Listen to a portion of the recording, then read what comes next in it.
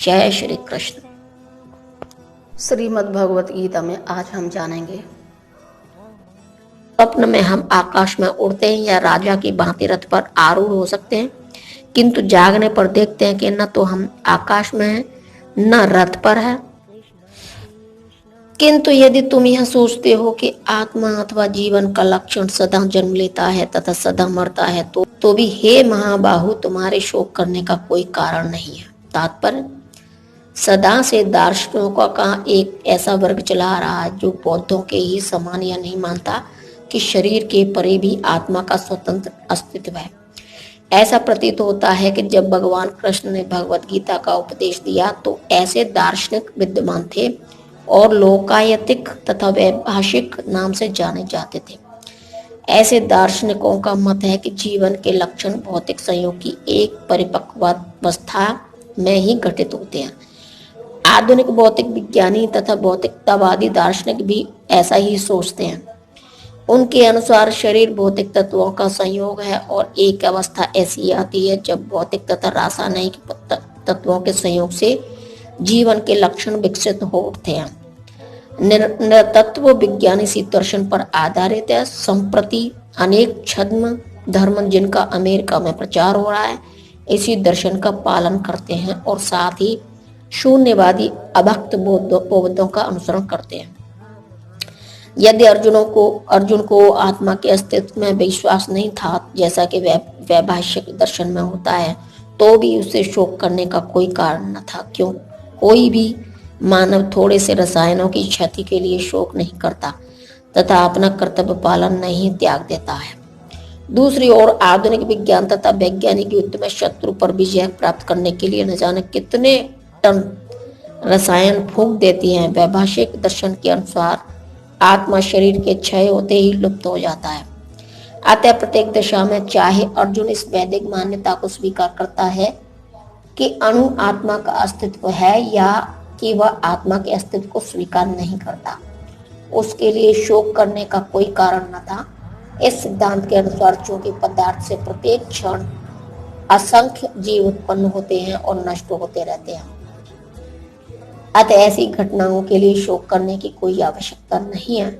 यदि आत्मा का पुनर्जन्म नहीं होता तो अर्जुन को अपने पितामह तथा गुरु के वध करने के पाप फलों से डरने का कोई कारण न था।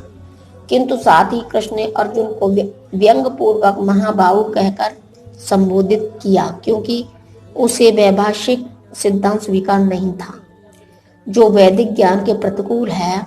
क्षत्रिय होने के नाते अर्जुन का संबंध वैदिक संस्कृति से था और वैदिक सिद्धांतों का पालन करते रहना ही उसके लिए शोभनीय था। जिसने जन्म लिया है उसकी मृत्यु निश्चित है और मृत्यु के पश्चात पुनर्जन्म भी निश्चित है। अतः अपने अपरिहार्य कर्तव्य पालन में तुम्हें शोक नहीं करना चाहिए। तात्पर्य, मनुष्य को अपने कर्मों के अनुसार जन्म ग्रहण करना होता है और एक कर्म अवधि समाप्त होने पर उसे मारना होता है जिससे वह दूसरा जन्म ले सके। इस प्रकार मुक्ति प्राप्त किए बिना ही जन्म मृत्यु का यह चक्र चलता रहता है। जन्म मरण के इस चक्र में से वृथा हत्या, वध तथा युद्ध का समर्थन नहीं होता, किंतु मानव समाज में शांति तथा व्यवस्था बनाए रखने के लिए हिंसा तथा युद्ध अपरिहार्य है।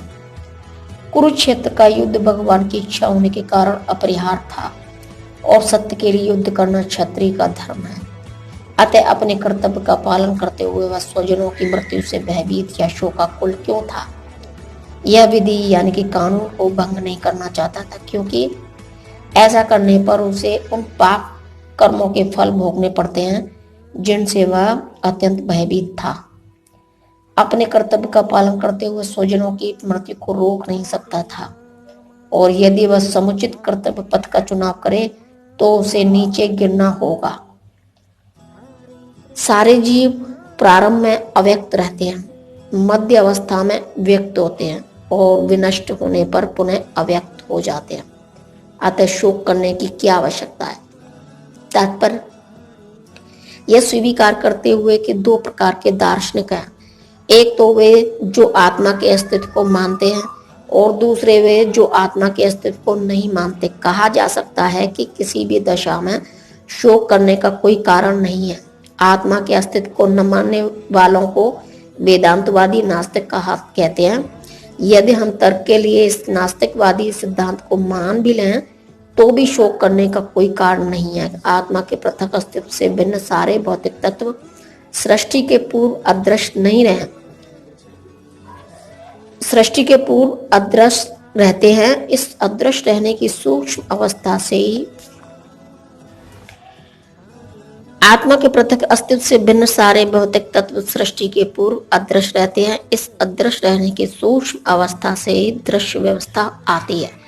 जिस प्रकार आकाश से वायु उत्पन्न होती है, वायु से अग्नि, अग्नि से जल और जल से पृथ्वी उत्पन्न होती है।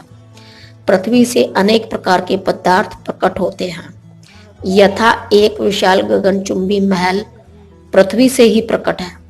जब इसे ध्वस्त कर दिया जाता है तो वह अदृश्य हो जाता है और अंततः परमाणु रूप में बना रहता है।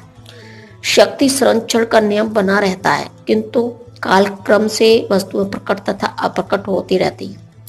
अंतर इतना ही है।